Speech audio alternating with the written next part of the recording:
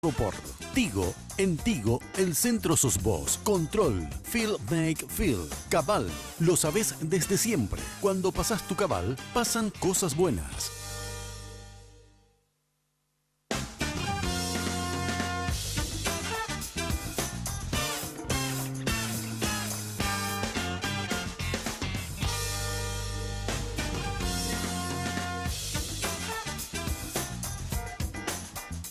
Muy buenas noches, ¿cómo están? Bienvenidos a esta propuesta de Red Guaraní, noche de miércoles, para compartir con ustedes información y temas, por supuesto, de primera mano. Estela Ruiz Díaz, ¿cómo le va? ¿Cómo anda? Buenas noches, Carlos. Buenas noches a la audiencia. Alfredo Boxia, ¿cómo está? Buenas noches. Comandante, ¿cómo le va? Un gusto estar de vuelta con ustedes. Muy bien, gracias por venir. Andrés Riquelme, ¿cómo anda? ¿Cómo estás, Carlos? Muy bien, muy buenas noches, mi respeto a los televidentes. Bueno, qué difícil el tema que queremos poner de primera mano esta noche. ¿Seguridad o inseguridad? ¿Qué es lo que tenemos? La inseguridad de la seguridad. La inseguridad de la seguridad. Viceministro de Asuntos Políticos del Ministerio del Interior, Ariel Martínez, ¿cómo le va? ¿Cómo está? Muy buenas Gracias por noches, venir. Carlos, a vos y a tus compañeros. Un gusto compartir con mis compañeros de esta mesa. Es cierto, ¿eh? Es cierto. Leticia Bravar, ¿verdad? Sí. Ella, es directora del Observatorio Nacional de Seguridad y Convivencia Ciudadana. Así es. Buenas noches, gracias por Muy venir buenas también. noches. Gracias. Y el comisario Sergio Isfram, jefe de la División de Homicidios de la Policía Nacional. Así mismo. ¿Está bien, comisario? Sí, así mismo. Buenas noches. Buenas noches y gracias por la invitación. Bueno, ustedes saben que quién alquiló, no sé si una o todas las casas, La casa que se encontró, en la que se encontró el arsenal el viernes. consecuencia del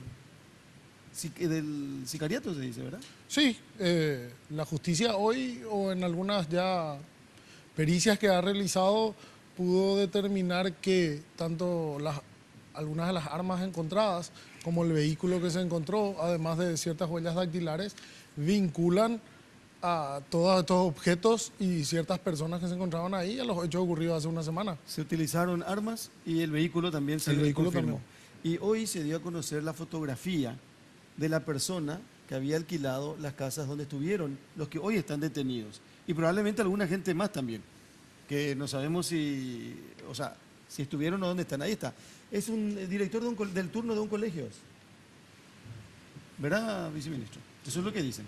Nosotros no queremos asegurar porque está en manos de la Fiscalía, pero yo creo que todo esto que estamos viendo en estos días prueba que el problema de la seguridad es un problema de todos. Vemos cómo estos grupos se han infiltrado en varios sectores de la sociedad y que necesita de un compromiso serio de todos en la lucha. Acá no hay vuelta que dar, acá hay dos sectores. Los que estamos en contra de la mafia y los que están a favor de la mafia. ¿Quién puede estar a favor de la mafia? Y eso vamos a ver o vamos a ir viendo con las acciones. Yo creo que las acciones nos determinan a cada uno de nosotros, a cada ser humano, ¿verdad? Y más a quienes ocupamos funciones públicas, quienes facilitan, quienes callan, quienes se prestan, como esta persona que estamos viendo, sin duda se encuentran del lado de la mafia. Y yo creo que la gran mayoría de los paraguayos, entre los que me incluyo, creo todos los que estamos acá, nos encontramos en contra de la mafia y vamos a dar un mensaje claro de que no vamos a permitir que nuestra sociedad sea gobernada por estos grupos mafiosos. Viceministro, pero cuando usted dice, está claro quiénes estamos en contra, las instituciones tienen que mirarse para adentro. Estamos hablando de la Fiscalía, usted fue fiscal, estamos hablando de la policía. Sí. O sea, pretender decir que las instituciones están en contra del narcotráfico o de la narcopolítica, no es una pelea de buenos y malos, blancos y negros, porque sabemos que hay corrupción en las filas de la justicia, de la fiscalía, de la policía. ¿Qué hacen ustedes en ese sentido? Tratar de determinar en blanco y negro o tratar de determinar desde la generalización de una institución obviamente es imposible. Un miembro de una institución que se preste es una acción individual y donde la institución demuestra su compromiso o no con la legalidad, es con las acciones que toma en relación a ello. El ejemplo más claro vemos en el accionar de la Policía Nacional la semana pasada. Eso no significa que todo esté bien, pero en menos de 72 horas se ha logrado dar con un arsenal inmenso como nunca se ha encontrado, se ha logrado conectar de manera casi fehaciente. Hoy ya vimos los fiscales, ¿verdad? Y los peritos han dicho que estas personas participaron, que las armas que se encontraban fueron las utilizadas y que el vehículo que se utilizó fue, o que se encontró fue el utilizado en ese hecho. Entonces, decía yo, ¿qué es lo que determina quién está a favor y en contra? Las acciones que se toman. No estamos diciendo todos los que son de una institución están a favor y todos los que son de otra están en contra. Porque o si no, vamos al debate que hacíamos recién fuera de cámara y que fue motivo de debate también en los últimos días, ¿verdad? Todo el debate ético que produce el que hoy mafiosos y sus defensores sean casi estrellas de Hollywood o estrellas de rock y se pasen pontificando y ciertas personas la tomen como la Biblia, ¿verdad? Hemos visto expresiones poco felices de estas personas que se convierten en verdad o que se convierten en tapas o en zócalos. Entonces, obviamente, lo que determina quién está a favor y en contra son las acciones que se toman, desde las instituciones públicas y desde toda la sociedad. Nosotros podemos hoy poner sobre la mesa las acciones que el gobierno nacional realizó la semana pasada, que de ninguna manera significa que acá termina ni que vamos a dejar de luchar y de ninguna manera tampoco significa que no reconocemos las falencias con que se cuentan día a día. Hay hechos de corrupción que son descubiertos en diferentes instituciones públicas y lo que yo decía cuando era fiscal, me tocó ser presidente de la Asociación de Fiscales por muchos años. Cuando cae un fiscal en un hecho de corrupción, se ve esa persona y todo se centra ahí y es lógico. No se ve el trabajo de 4 o 5 que realizaron ese trabajo para llegar a ese resultado. Eso es siempre y es la ley de la vida y va a seguir siendo así, ¿verdad? Cuando aparece un hecho debe ser investigado y debe ser sancionado ejemplarmente. Y en ese sentido el Ministerio del Interior, y creo también que todos los altos mandos policiales tienen un compromiso claro, tienen esa línea y quien se aparte de esa línea no tiene nada que hacer en la institución policial. Pero perdón, quiero decir nomás, porque tocó el tema, yo sé que se va a desordenar un poco la conversación y la charla, porque hay datos que creo que son muy importantes que la señora Leticia y el propio comisario pueden compartir con nosotros. Pero acá el viceministro se refiere a Laura Casús, nombre y apellido, a la abogada defensora de Jarvis Pavao. Yo lo que quiero saber es si está mal hacerle la entrevista a ella. No, eso no me toca a mí calificar. No, pero digo nomás, no, porque yo creo que tiene que hablar, que hable ella, de todo el mundo tiene derecho a decirlo, pero que se haga responsable de lo que dice. Y si ella no se hace responsable, o si ella sí cree que se hace responsable, y no existen las instituciones para que le obliguen a ella a probar lo que está diciendo, yo creo que ahí hay un error. Me deja ser un poco más amplio porque yo no quiero personalizar. No es la única persona que está hablando. Y acá hay una cuestión casi cultural de admiración hacia el mafioso. O de tomar a la ligera a veces. O no veíamos hace poco que una senadora decía en un grupo de senadores contratemos un sicario o cuánto cuesta un sicario. O no veíamos la semana pasada un afiche con el hecho criminal que nos indignó a todos pidiendo votos. Acá hay un compromiso serio que debemos de asumir todos de que esta cuestión es un tema que nos tiene que cohesionar como sociedad y que nos tiene que definir como sociedad en un combate duro contra estos grupos mafiosos. Porque si empezamos a internalizar esto como algo normal, a tomar esto en broma, siendo bien pensado, entonces ¿en dónde estamos? Jarvis hizo un comunicado. Y se publicó en página no sé cuánto de un diario. ¿Quién le cree? Y algunos le creen porque vemos que se toma como la Biblia. Muchas veces se toma como la Biblia. Se toma como la Biblia las versiones. Y la otra vez decían y comentaban colegas suyos, ¿verdad? Yo no veo al abogado del Chapo Guzmán recorriendo los canales o medios de otros países y todos vimos la gran conmoción que causó que actores de Hollywood justamente vayan a entrevistarlo. Entonces, si no queremos entre nosotros llegar a consensos, por lo menos tomemos experiencia de otros países que pasaron mucho peor que nosotros o que están pasando mucho peor que nosotros. Comisario Infran, el hecho en sí de la rápida actuación de la policía a muchos les despertó conjeturas. Le voy a citar 3 de ellas y usted me va a decir cuál es la correcta. Que los mafiosos dejaron muchas pistas y eso facilitó a la policía una rápida acción, una rápida localización de los autores, la primera, la mejor pensada. La segunda, que el presidente de la República le bajó unas líneas a ustedes porque estamos en época electoral y esto le perjudica en su imagen y actúen rápido y quiero resultados. Y la tercera es que la policía sabe dónde están normalmente todo el tiempo, sabe quiénes son y nunca actúa, y que esta vez, por imperio de las circunstancias, tuvo que actuar rápido y con resultado. ¿Cuál de las tres teorías es la más cercana a la verdad, por lo menos? Bueno, la primera teoría que maneja usted es la más cercana, puesto que la Policía Nacional como institución tiene un método de trabajar y, bueno, los personales que llegaron al lugar del hecho aplicaron ese método, comenzaron a levantar las evidencias que más adelante nos iba a dar el resultado que tuvimos posteriormente.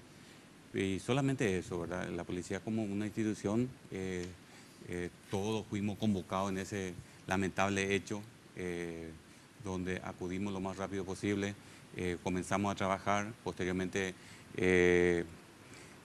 se juntó los hombres que teníamos una capacidad para llevar este procedimiento y ahora tenemos este resultado. El procedimiento en sí continúa, puesto que es bastante grande el procedimiento, pero estamos recibiendo ya los resultados de las distintas evidencias que se pudo levantar en la escena del crimen y ya tenemos personas ya procesadas en el hecho. Tenemos pericia de armas que salió positivo, que se utilizó para este homicidio, vehículos incautados, los vehículos tenemos imágenes que estaba por la zona y todos esos vehículos y todas estas evidencias ya está a cargo del Ministerio Público y estamos ya acercándole los informes que hace falta al Ministerio Público para de esa manera procesar a estas personas que están ya adentro, ¿verdad? Señora Leticia Braval, ¿cómo le va? Muy bien.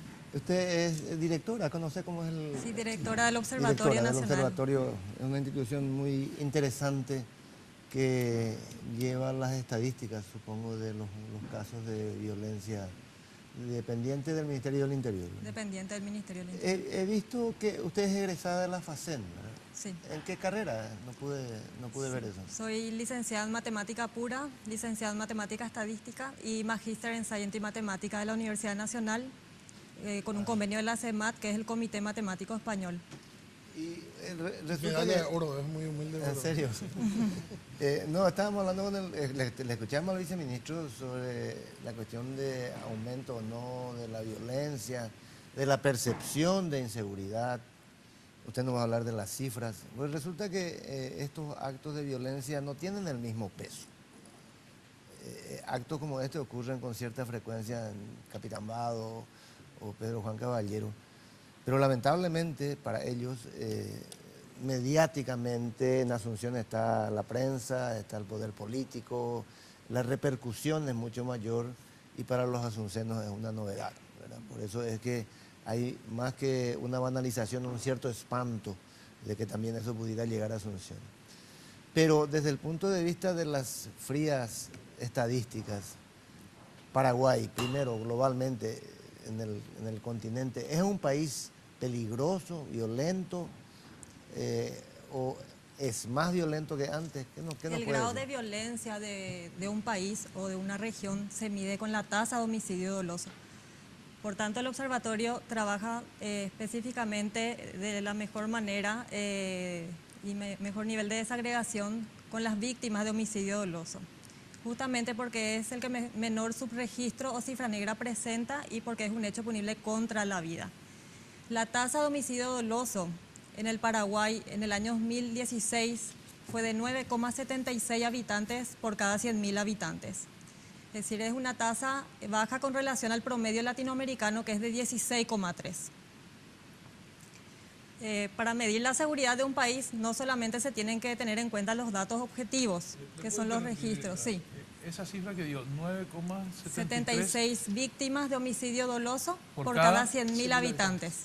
O sea, 9 personas mueren asesinadas cada 100.000 personas. Por año. Por año. Sí, así es. Esa es la cifra en Paraguay. Sí. Y 16 en la región. Y para tener una idea, países con percepción de mucha violencia como México, El Salvador, ¿cuánto Sí. tienen?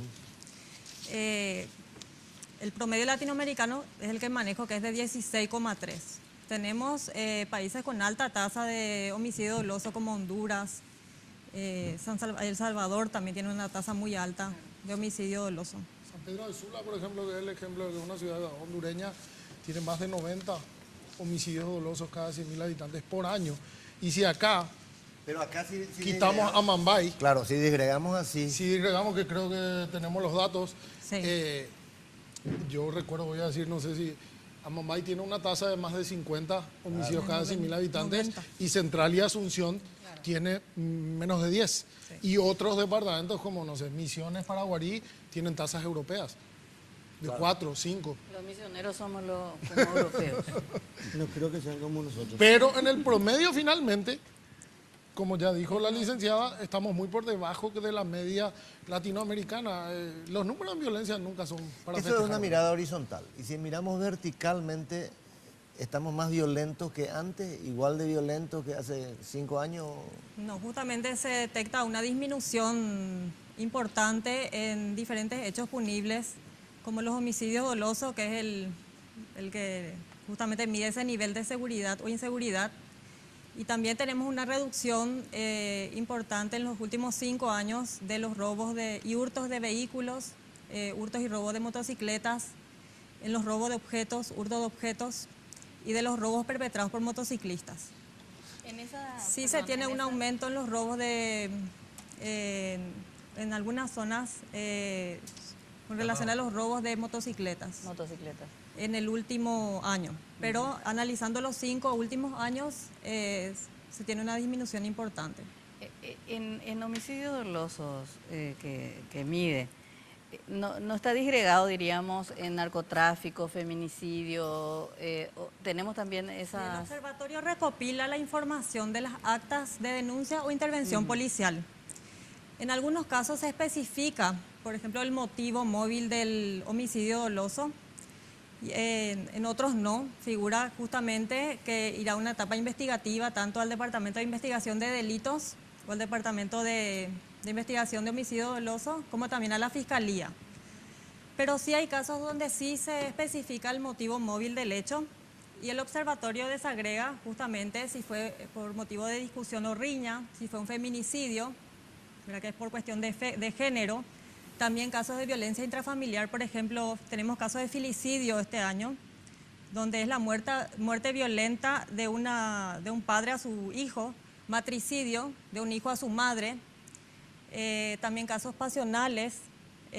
También tenemos donde se menciona que hubo enfrentamientos entre indígenas o enfrentamiento con policías.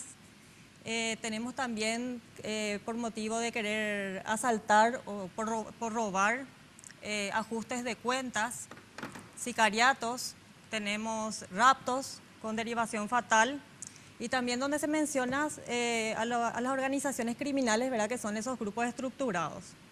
Y un porcentaje importante, casi el 70% de casos donde el motivo móvil es desconocido, ¿verdad? Que va a una etapa investigativa más ya a nivel de la Fiscalía. Yo la escuché hace poco y dio usted una cifra que a mí me asustó. Los suicidios, por un lado, en general, y los suicidios de niños. Sí, los suicidios han disminuido, ¿verdad? Tenemos un informe de muertes violentas en el Paraguay, donde ahí se analizan 3 hechos importantes. Primeramente, las muertes en accidente de tránsito, que es la que encabeza la cifra, tiene mayor frecuencia de víctimas. En segundo lugar se encuentran los homicidios dolosos y por último los suicidios. Y sí se registraron casos de suicidio en el Departamento de Estadística maneja de 0 a 13 años, pero para poder registrar se considera, también para la tasa, se considera de 5 a 13 años, ya es registrable. Y sí tenemos cifras y está publicado en el sitio del observatorio, en la página del Ministerio del Interior. La gente que muere en Pedro Juan Caballero, ¿se sabe de qué nacionalidad es en su mayoría? ¿Se tiene números o no? Sí. Supongo que sí, ¿verdad? Sí, sí, se tiene de los... O en hasta Amambay, este no año, solamente en Pedro Juan. hasta octubre de 2017, En Amambay se cuenta con 97 víctimas de homicidio doloso. En 10 meses. Sí, de las cuales 62 son de nacionalidad paraguaya, 28 de nacionalidad brasilera, se especifica 2 como indígenas y tenemos 5 desconocidos, ¿verdad? Que no se sabe la No se puede nacionalidad. identificar. Que no se puede identificar. Son Así también, paraguayos, 62 paraguayos. sí, tenemos también por sexo, 87 son del sexo masculino y 10 del sexo femenino.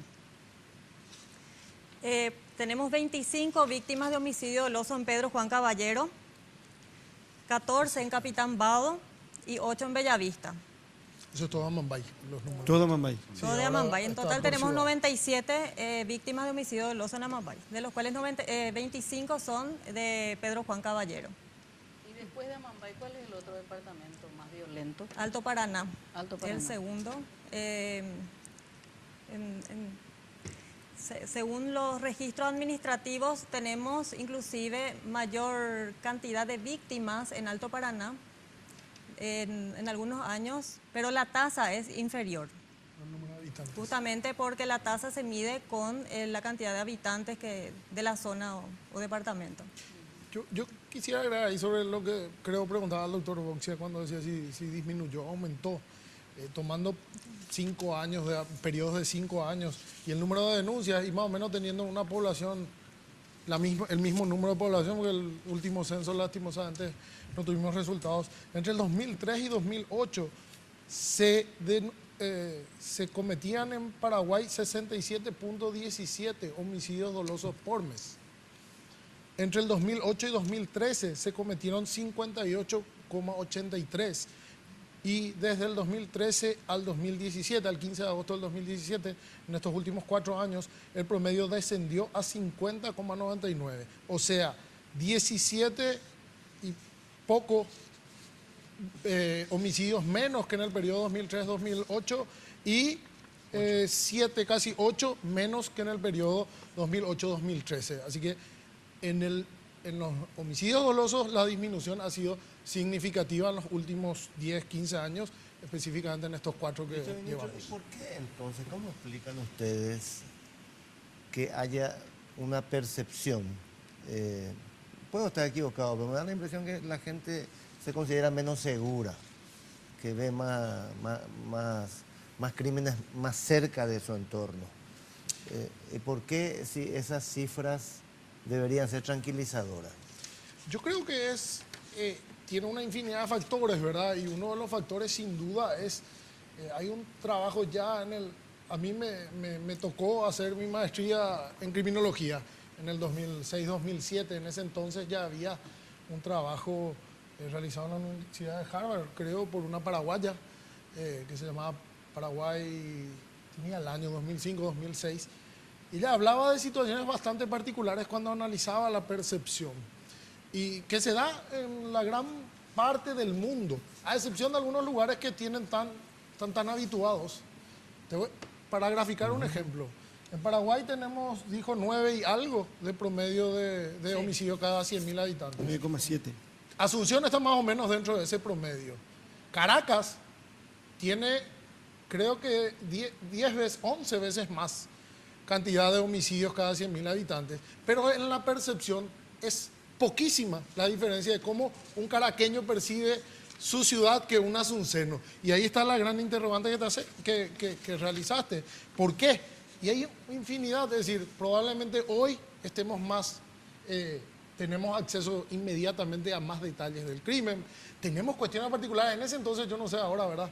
Teníamos algunos periodistas y decía eso como una particularidad nuestra, que a las 5 de la mañana un paraguayo se despierta y tiene a un cronista enfrente al hospital de trauma más grande del país. Y lo que muestra en todo ese momento es en el estado en que llegan las personas que son víctimas de hechos dolosos a veces y a veces de accidentes. Ese es otro tema que nosotros discutimos internamente con la licenciada y gente de la policía que da cifras. La policía muchas veces da cifras. Es de hechos que no hacen a la inseguridad. Claro, los fallecidos del fin de semana. Claro. Abogados, por ejemplo. Abogados, Sí, O accidentes de tránsito. o pelea O crímenes lastimosamente, pasionales. sí. Pero ese espacio se acabó en la televisión, creo que en los últimos tiempos. Gracias al doctor Filártiga. No, creo que el doctor Bellasay también hizo También, mucho. sí. El doctor Enrique Bellasay creo que fue director Sí. también, que en un momento también le dijo, señores, se llegó a transmitir el fallecimiento de un chiquito En directo. que no tiene nada que ver con la inseguridad, ¿verdad? Pero aparte de eso, es cómo vos te levantás, vos ciudadano normal que te predisponés para iniciar una jornada y lo primero que veo escuchar es que de un puñal o de 10 puñaladas le terminaron matando a una determinada persona. Y después se conoce de que fue por este motivo y que no entra dentro del rubro de inseguridad, por ejemplo. Y nosotros mismos, los organismos de seguridad, por eso decía, a veces salimos de los organismos de seguridad a dar cifras de muertos que no tienen nada que ver con la inseguridad, ¿verdad? Que fueron por otros hechos. Así que creo que hay varios factores que son responsabilidades de varios sectores, o para no quedarnos con nuestra realidad casera. ¿Cuántas series tenemos ahora que hacen relación al crimen, verdad? El crimen es algo que desde que el mundo es mundo es un tema y es un problema, pero creo que todo se ha potenciado en los últimos años por Hay una fascinación, parece. Exactamente. Ahora, doctor, la inseguridad no solamente pasa por los homicidios, también por los robos, los asaltos en las calles, la gente que está esperando colectivo, de repente es asaltada, por más que no le hagan un daño físico, queda una secuela a nivel sociedad de un hecho como ese. Y encima hoy tenemos la posibilidad de las redes sociales donde un hecho se viraliza inmediatamente. Y algo que quizás 10 años atrás pasaba desapercibido, sabía él, su gente, su vecino y nadie más. Hoy sabe toda la sociedad cada hecho que ocurre. Entonces, también eso ayuda, me supongo, a generar lo que el PNUD llama sensación de inseguridad, que usted le dice la percepción, ¿verdad? Sin duda, yo creo que amerita un análisis sobre los últimos números y trabajos. Yo estoy citando, imagínense, un trabajo de hace más de 10 años. Estamos ya. viendo la lengua de la directora para hablar del Sí, tema. Está eso, a punto de... por eso ya necesitamos gente que como Leticia, como la licenciada, y necesitamos miles de trabajos. Justamente ahora el crédito del que tanto se habló, ¿verdad? Habla mucho de, bueno, va a explicar mejor, de encuestas de victimización, por ejemplo. Claro. Sí, actualmente no tenemos una encuesta de victimización actualizada, pero sí hay una encuesta que se llama Latinobarómetro, que está producido por una corporación, una ONG sin fines de lucro, que tiene sede en Santiago de Chile, y justamente analiza la percepción de delincuencia, también de problemas económicos como problema principal de un país. Dentro del económico, el desempleo, varios factores importantes que ayudan justamente también a analizar un poquito lo que es la sensación de inseguridad. Justamente este informe fue publicado el viernes pasado en Buenos Aires y justamente indica que el problema principal por país en Latinoamérica, analizando todos los países, la mayoría de ellos tiene como principal problema a la delincuencia. Paraguay se encuentra con otros dos países justamente que tiene como principal problema el desempleo. Es decir, hay un 56% de países que tiene a la delincuencia como problema número 1 y Paraguay se encuentra entre el 44% de los países que tiene otros problemas donde se especifica el desempleo. Tiene un 29% de desempleo con relación a los encuestados. Es una encuesta que se hizo a más de 1.200 habitantes por país y se tiene una representatividad del 100% en todos los países. La delincuencia se encuentra en segundo lugar con el 18%, la corrupción en tercer lugar con el 10%, junto con la salud. También están los problemas de educación con el 8%, la pobreza con el 5% y la situación política con el 4%. No siempre los datos subjetivos van de la mano con los datos objetivos. Tenemos el caso de Chile, donde tiene bajo índice de delitos que ocurren en el país, pero la percepción de delincuencia es muy alta en ese país. Entonces no siempre va de la mano. Ahora, en el caso de Paraguay, tuvo un aumento de la percepción de delincuencia en este año 2017 de un 2%. Para el año 2016 se tenía el 16% y ahora el 18%. Pero estamos por debajo del promedio latinoamericano, que es del 20%.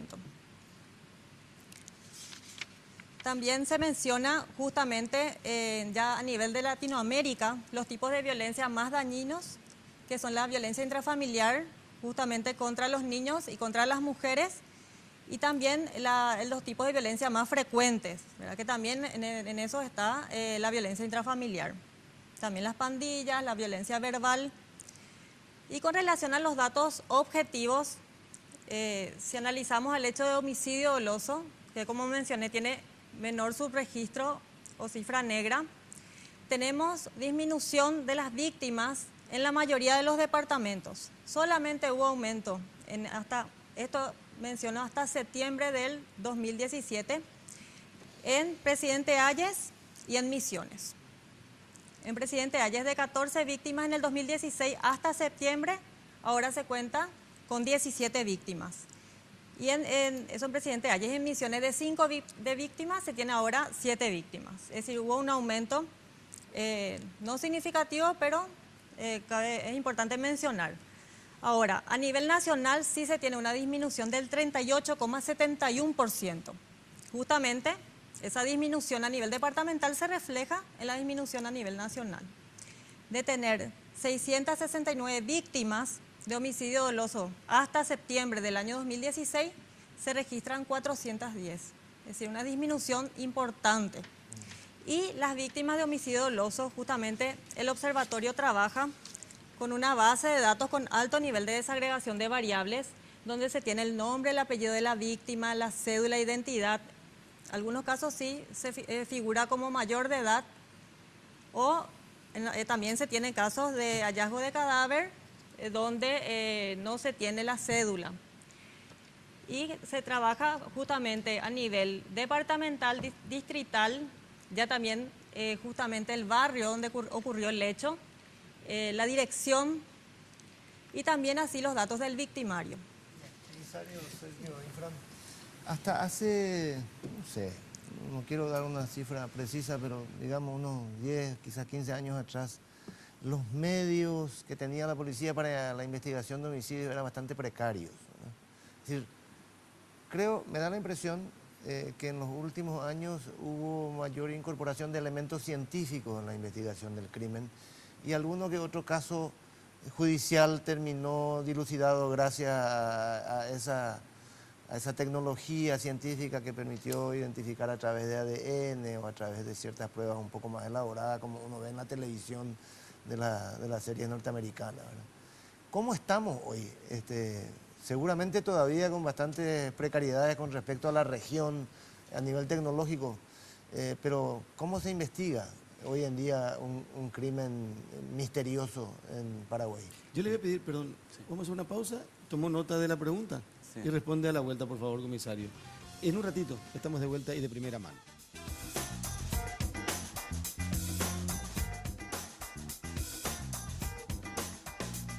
Todos estamos a un solo paso de cambiarlo todo. Del 27 de octubre al 4 de noviembre, sumate a Teletón con tu billetera Tigo Money y recibí premios por tu solidaridad. Juntos podemos más. Tigo, el centro sos vos.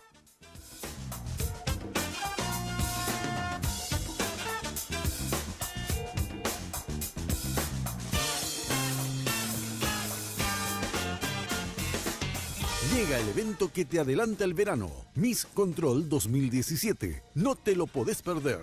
Si sos mayor de edad y te gusta el modelaje, inscribite ingresando a www.misscontrol.com hasta el 12 de noviembre. Podés ser la imagen de Control por un año y llevarte importantes premios. Animate, vos podés ser la próxima Miss Control. Entérate más llamando al 298-095 o escribiendo al WhatsApp 0972-126-669. Miss Control 2017. Imperdible.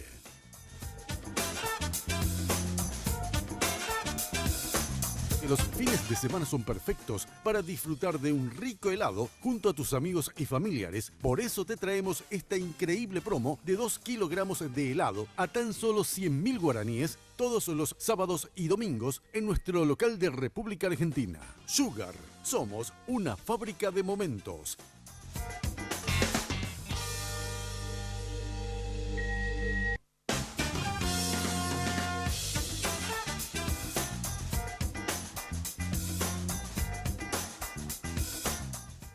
Seguimos, estamos de vuelta. Comisario, tiene usted la palabra con respecto a lo que planteaba el doctor Bolsi. Sí, referente a la pregunta, a la policía se le equipó con bastante equipo importante para nosotros y que estamos dando, a través de ellos, estamos llegando a esta efectividad, ¿verdad?, de los esclarecimientos de los distintos hechos. Hay el sistema IBI, el sistema AFI y todos esos sistemas que están implementando correctamente el personal del laboratorio de criminalística y posteriormente realizan a través de ello la pericia correspondiente y esta pericia van informada a la Fiscalía y de esa manera estamos teniendo estos resultados que últimamente estamos teniendo. Pero efectivamente necesitamos más apoyo para de esa manera también seguir trabajando en esto que tanto nos gusta y para darle también más satisfacción a la sociedad en el esclarecimiento de los distintos hechos que se viene aconteciendo en la Gran Asunción. En los últimos tiempos se habló mucho, en los últimos días se dijo mucho esto de que cuando la policía quiere, puede. Por lo que pasó después del miércoles, ¿verdad? Que el viernes ya estaban detenidas unas cuantas personas, se hicieron allanamiento, se incautaron, se encontraron y se incautaron armas. Yo les decía al comienzo del programa que hay un docente, director de un colegio, que está prófugo de la justicia hoy, y fue el que alquiló 2 casas, uno solo, en el barrio Santa María, y otro en compañía de una mujer que ya está detenida. Porque en la casa del barrio Santa María estaban, aparte de los 3, estaba una mujer con 2 criaturas, ¿verdad? Y esa mujer le acompañó a este señor Cecilio Rubén González Rodríguez para alquilar la casa del barrio San Pablo. Él alquiló solo la casa del barrio Santa María. Nosotros hasta hace poco decíamos que hay gente del EPP metida en diferentes instituciones y sectores, ¿verdad? Algún tipo de logística. ¿Ustedes pueden creer que es posible que este señor, quien está siendo buscado ahora, es parte del PCC? ¿Usted sabe eso o no? Es justamente lo que decíamos, ¿verdad? Lastimosamente estos grupos criminales se infiltran en varios estamentos de nuestra sociedad y a veces surgen personas que no podemos creer que puedan pertenecer a este tipo de organizaciones.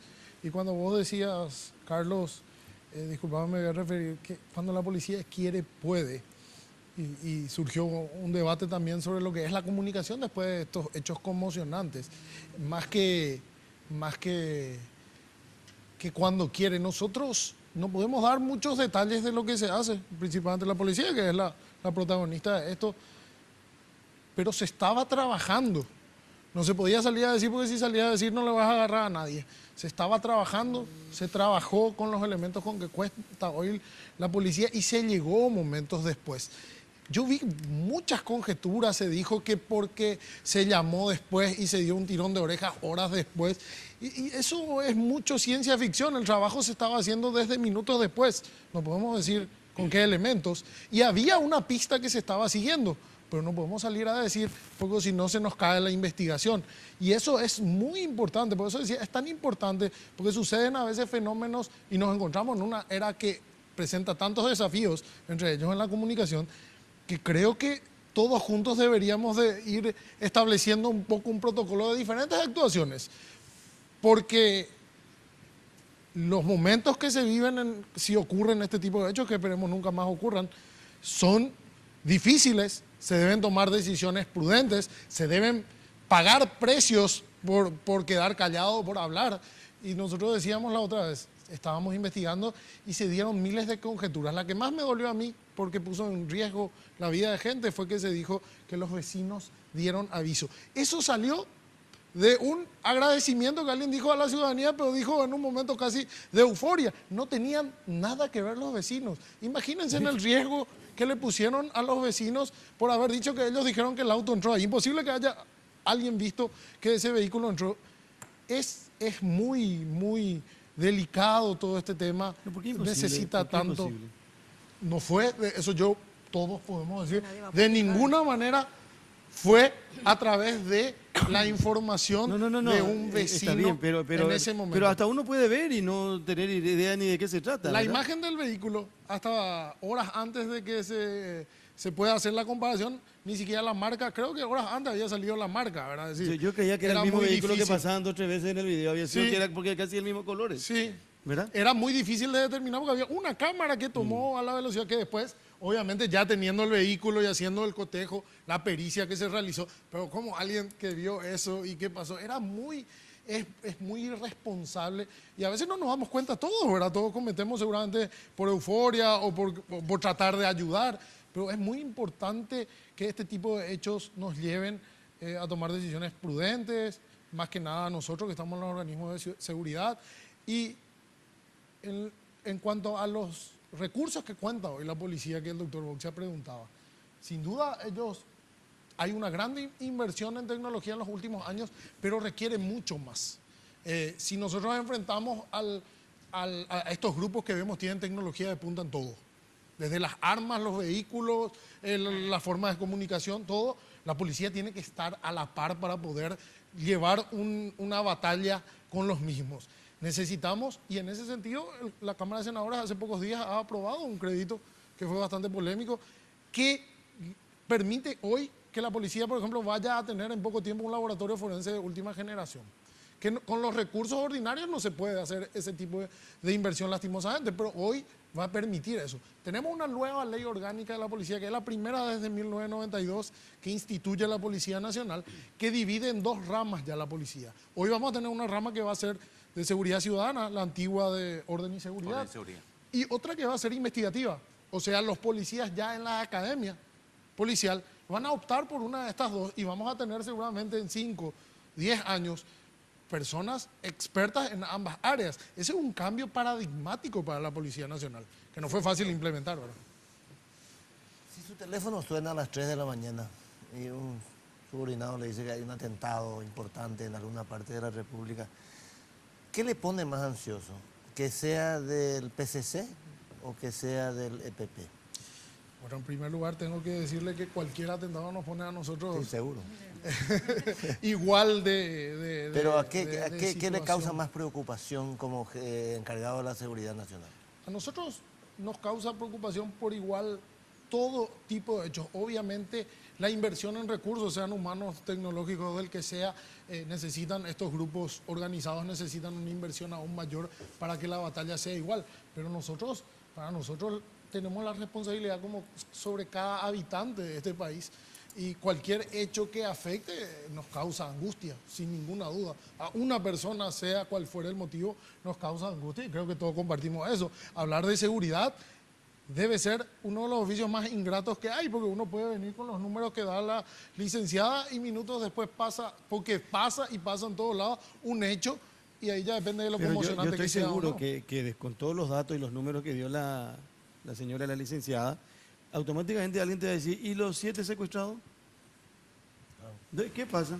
Ahí le va a dar los números de secuestro. Por pero ejemplo, es triste ponerse a no, comparar, ¿verdad? pero la gente, la Sí. gente actúa así. Sí. Y la gente actúa así y las autoridades tienen la obligación de solucionar los problemas dentro de las medidas y dentro de lo que se dispone, ¿verdad? Claro, pero la sin gente duda. reacciona de esa manera. Y este programa se ve en Pedro Juan Caballero. Probablemente nos estarán mirando, comisario.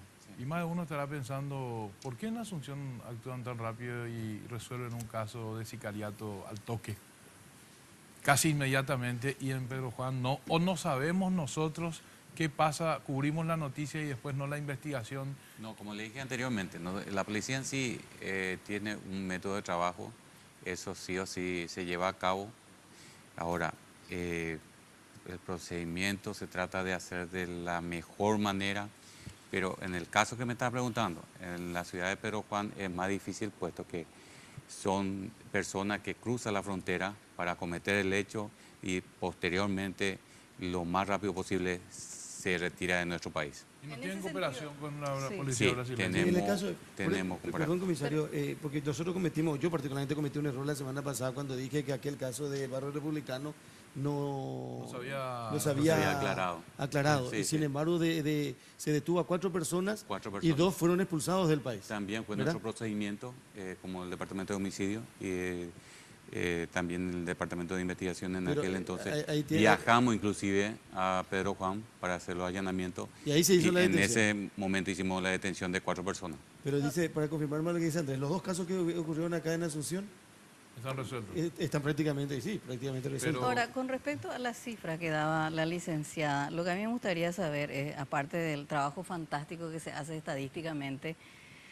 si son números fríos que mueren ahí. En primer lugar, estos datos son riquísimos porque son problemas, quiero terminar mi pregunta, transversales. Sirve para la Secretaría de la Niñez, para el Ministerio de la Mujer, para el Ministerio de Salud, etcétera, etcétera. Pero lo que yo pregunto en términos de seguridad, estamos viendo que Amambay es la zona más violenta del Paraguay y yo pregunto al viceministro y al comisario, ¿cuál es la respuesta que da el Estado? Es decir, a partir de estas cifras, ¿creció el poderío de la seguridad? ¿Hay más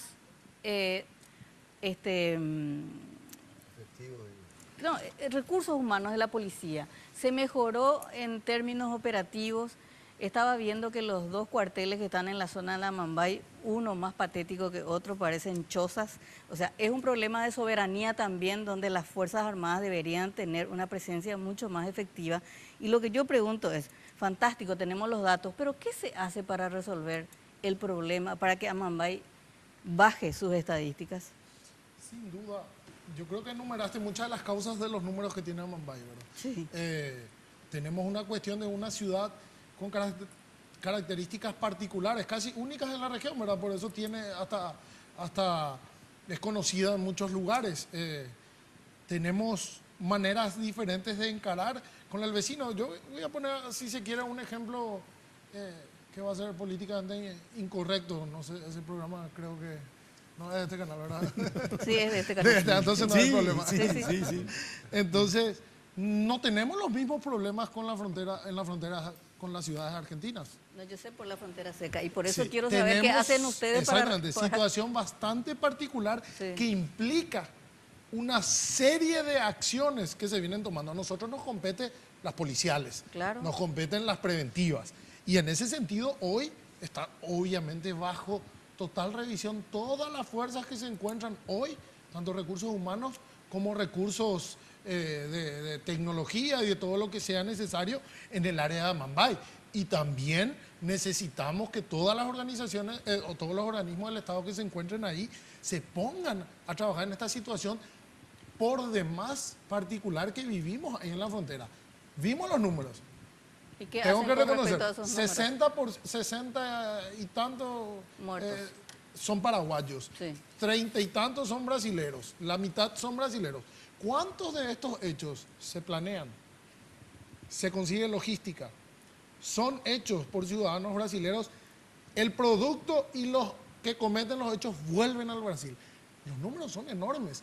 Acá el secreto, y que estamos trabajando y creo que tenemos que trabajar cada vez más, cuando yo digo enfrentar a la criminalidad del siglo XXI con elementos del siglo XXI, no me refiero solo a lo tecnológico, sino también en lo transnacional. Estamos viviendo fenómenos transnacionales. El PCC, el Comando Vermelho, están en Serbia, la otra vez nos dijeron, están en países de Europa. Son organismos enormes que encuentran un espacio como Pedro Juan, que tiene sus características, donde hoy están queriendo o están ingresando, y es un desafío nuevo para el gobierno que va a llevar su tiempo, pero que les puedo asegurar, estamos poniendo todo nuestro empeño, todos nuestros conocimientos, gestionando la mayor cantidad de recursos que se pueda tener, porque en seguridad casi nunca es suficiente y tenemos que lidiar con nuestros presupuestos limitados. No es excusa, y tuvimos porque cuando se hacen las cosas bien hay que decir, tuvimos un gran apoyo de la Cámara de Senadores hace 2 o 3 semanas que nos aprueba un crédito, ahora está en Cámara de Diputados, esperamos que salga también. Entonces, es un desafío para nosotros que requiere de acciones operativas, que no vamos a poder entrar en detalle seguro, de acciones políticas sin dudas, y de convertirnos por sobre todas las cosas en gestores y en grandes comunicadores de lo que ocurre.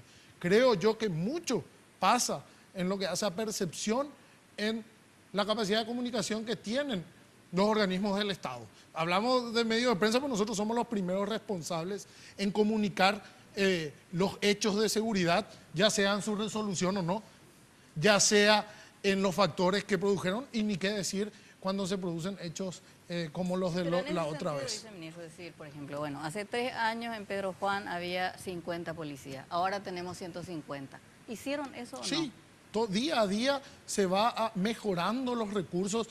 Cada vez, vos describiste recién la situación que tienen ediliciamente, y ahora nos encontramos abocados a que para nosotros es una prioridad hoy todo lo que ocurre en Amambay. Si tenemos recursos, que priorizar recursos en un área, sin duda va a ser Amambay, porque nos estamos enfrentando a una situación de estos grupos mafiosos que hace 3 años seguramente todavía no eran tan poderosos en el Brasil, y hoy venimos a sufrir nosotros las consecuencias, porque acá son todos casi brasileros, ¿eh? No hay mucho secreto. Sí. Modificando un poquito la pregunta de Estela, desde el punto de vista de la licenciada Bravard, cuando usted entrega un informe, ¿se permite hacer alguna conclusión y alguna sugerencia para que eso se traduzca en políticas criminales? ¿O usted entrega los números y los que interpretan esos números es otra gente? No. Se presenta al ministerio, tanto al viceministro como al ministro, y también a otras direcciones del Ministerio del Interior, justamente, ya que los datos estadísticos permiten la focalización, el monitoreo y también la definición de políticas públicas. A partir de ahí hay una dirección también que es de políticas, definición de políticas públicas, se encarga de eso, dentro del Ministerio del Interior, que trabaja también junto con el viceministro. Bueno, tenemos que hacer otra pausa, por favor. Estamos de vuelta en un ratito en los números del secuestro o de secuestros. En un ratito también vamos a compartir de primera mano.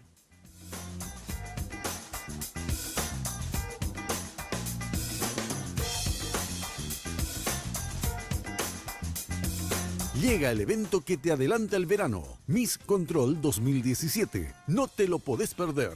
Si sos mayor de edad y te gusta el modelaje, inscribite ingresando a www.misscontrol.com hasta el 12 de noviembre. Podés ser la imagen de Control por 1 año y llevarte importantes premios. Animate, vos podés ser la próxima Miss Control. Entérate más llamando al 298-095 o escribiendo al WhatsApp 0972-126-669. Miss Control 2017. Imperdible.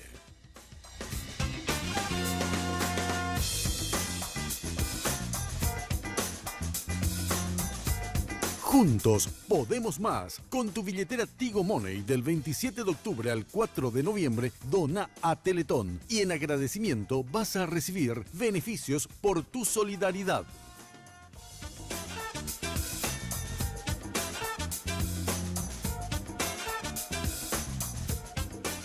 Porque los fines de semana son perfectos para disfrutar de un rico helado junto a tus amigos y familiares. Por eso te traemos esta increíble promo de 2 kilogramos de helado a tan solo 100.000 guaraníes todos los sábados y domingos en nuestro local de República Argentina. Sugar, somos una fábrica de momentos.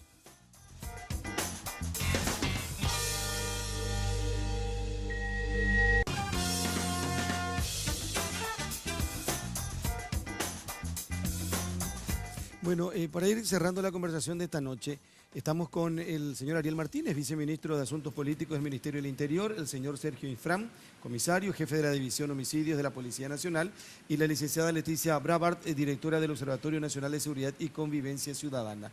Los números del secuestro teníamos pendiente, por favor. Sí, se tienen los datos del Departamento Antisecuestro de la Policía Nacional desde el año 1973 hasta el 2017.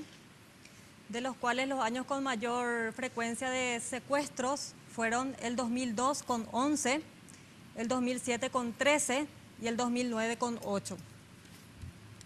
También se cuenta con datos de autosecuestros, son del año 2008 al 2011, se han detectado 6 casos de autosecuestros en Asunción, 1, 3 en Encarnación y 2 donde no se tiene el dato del lugar. ¿Puede repetir, pero sí el nombre de la víctima. en el 2002? En la página de anterior secuestro. tenía, sí, de secuestro. 2012 se registraron 11 secuestros. En el 2002. 2002. ¿Y en el 2007? 13 secuestros. 13. ¿Y en el 2009, 8 secuestros. Son los 3 años con mayor índice de secuestro en los últimos 20, no más. Acá la 35 única años. diferencia es que esta es la primera vez que son 7 Simultáneamente. que están juntos en cautiverio. No. O sea, en la misma época. Estos son secuestros registrados en el año, no que Claro. siguen en cautiverio, ¿verdad? Claro. Claro, los 8, sí, son Sí, diferentes para el periodos. año- Los actos Sí, de sí, sí, secuestro. está bien. ¿Estamos hablando solamente del EPP o en general? En general. En general. General. De hecho, a fines de los 90, inicios de 2000, porque mucho se dijo también es la primera vez que llegan este tipo de hechos a Asunción. Sí. Veíamos que a fines de los 90 y inicios del 2000 casi todos se registraron en Asunción en el área ¿Esto central. de sicariato? No, los hechos de secuestro. Ah, los secuestros. Sí, está Cecilia Cuba. Secuestro, sí. Cecilia Cuba, el EPP o Patria De Libre en ese Bernardi. momento. No, pero también había delincuencia común de aquellos argentinos.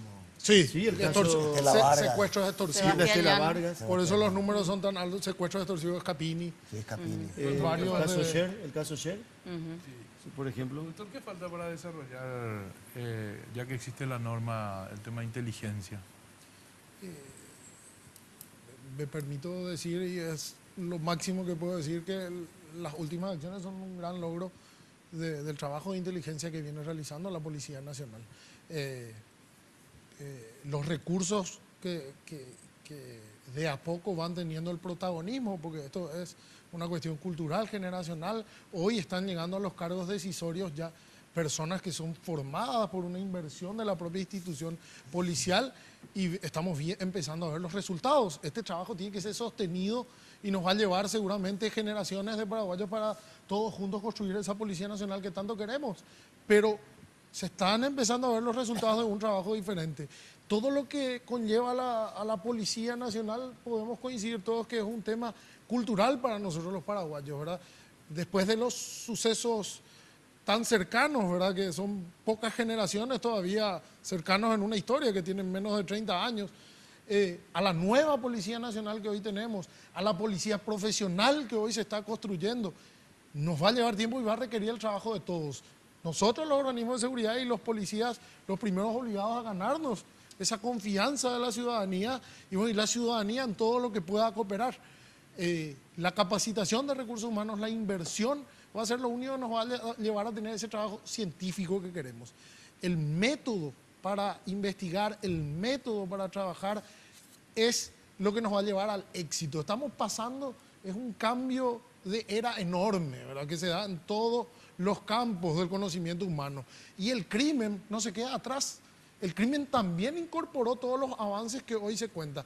Y por ende, la policía jamás puede quedar detrás o si no perderíamos esta batalla. Así que yo creo que estamos yendo por el buen camino, debemos seguir capacitando y debemos luchar contra un mal endémico paraguayo que vos mencionaste, Estela, la corrupción. No podemos darnos sobre...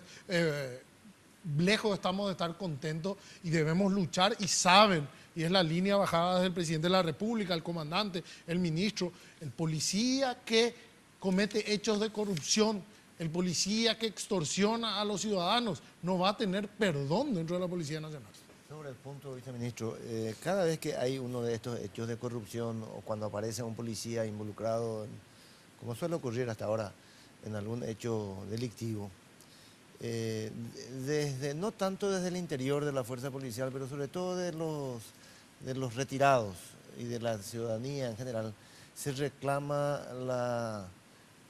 la potenciación de un departamento de asuntos internos, ¿verdad? Sí. Que por mucho tiempo fue prácticamente desaparecido la policía, pero que en todo caso nunca tuvo tampoco una independencia, una autonomía. Era un cargo que ningún comisario quería asumir porque era el fin de su carrera probablemente y la enemistad con todos sus camaradas. ¿Cómo está la cosa hoy en día? Sí, el comandante nacional ha asumido ese compromiso de luchar contra la corrupción y creo yo, y acá el comisario me puede corregir, ha puesto a las personas más capacitadas y de quienes no dudamos de su integridad al frente de estas instituciones de asuntos internos.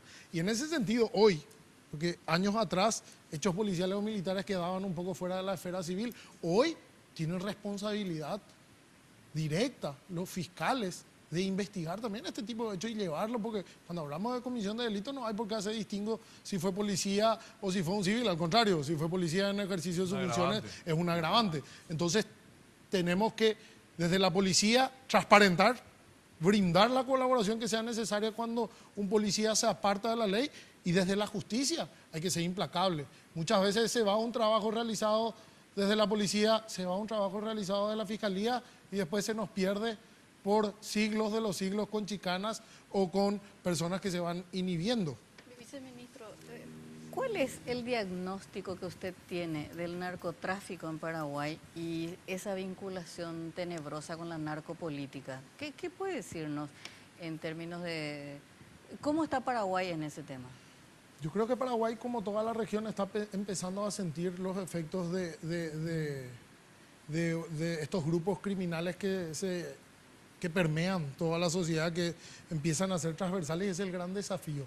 Creo que en comparación a otros países, aunque resulte odiosa esa comparación a veces y no nos sirve de consuelo, estamos todavía a tiempo de impedir que se lleguen a niveles que vemos en países vecinos o en países un poco más lejanos, pero de Latinoamérica, en fin. Y creo yo que ese es el gran desafío que tenemos. En ese sentido, creo, son muy importantes leyes, aparte de las penales y de todo lo que hace a la seguridad, leyes y reformas inclusive constitucionales que hagan a lo electoral. El dinero del narcotráfico no tiene que llegar a la política, no tiene que llegar a las campañas políticas. Si tuviéramos constancia, obviamente actuaríamos, pero sabes de las dificultades que tiene, claro. Pero sospechas existen. Claro, claro. Entonces, ese dinero no debe llegar jamás, y ese es el gran desafío que yo estoy seguro que el 2018, después del 2018, vamos a sentarnos todos y vamos a tener seguramente reformas constitucionales y electorales, y ahí debemos de poner todo el empeño para que esto no llegue y no permita que estos grupos nos quiten nuestras instituciones por la que tanto hemos luchado todos los paraguayos. Pero usted fue fiscal, Sí. o es fiscal con permiso, y usted sabe también que ahí la acusación contra los fiscales es muy grave. Yo fui presidente de la Asociación de Fiscales 4 años y presidente de la Federación Latinoamericana, tuve ese honor. Jamás como presidente y mi comisión directiva ha defendido un solo fiscal implicado en hechos de corrupción. Al contrario, siempre estuvimos del lado de quienes investigaron y siempre fuimos los primeros impulsores de quienes cometían hechos de corrupción sean castigados con todo el peso de la ley. Para nosotros era una condición sine qua non que un fiscal que esté implicado en hechos de corrupción no puede ser parte de la institución y mucho menos del gremio que representábamos. Bueno, tenemos que cerrar el programa agradeciendo la gentileza del viceministro, del señor Ariel Martínez, de la señora Leticia Abravar, directora del Observatorio Nacional de Seguridad y Convivencia Ciudadana, y del comisario Sergio Ifrán, jefe de la División de Homicidios de la Policía Nacional. Nosotros tenemos que hacer un corte, pero esa corbata a 4 días Del clásico, una casualidad. del clásico no es una casualidad, No. viceministro. No, sin ninguna duda. Si sabía, hubiese traído. Bien o mal que Estela vino con estos colores. Pero yo comparto la corbata del viceministro. Muy bien, muy Bueno, bien. Yo creo. Nuevos el rostros, Club en la del Pueblo. nuevos rostros en la política. Miguel Martín es uno de ellos. Decidió entrar a la política, dice este reporte, luego de haberse formado en el exterior. La juventud necesita representatividad en el Congreso. Nosotros necesitamos representantes jóvenes, necesitamos que exista renovación en el Partido Colorado, renovación de candidatos, personas que puedan convencer a la ciudadanía. Creo que es uno de los principales motivos. Segundo, que creo que yo vengo a aportar a la política y no a utilizar la política para que ella me sirva a mí o a mis bolsillos. Que mi objetivo es que la calidad educativa llegue a todos los sectores. Porque existen demasiadas diferencias hoy en día. Mi hijo, vamos a decir, tiene una educación privada, va muy bien al colegio, a mi casa llegan y tienen internet, tienen salud asegurada, gracias a Dios tengo esa posibilidad, ¿verdad?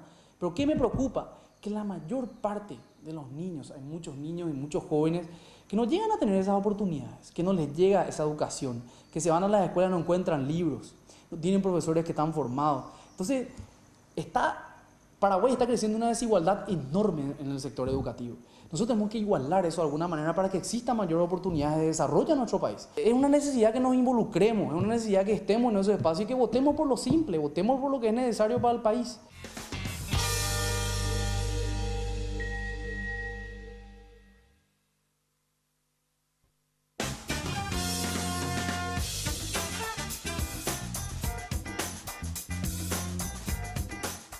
después.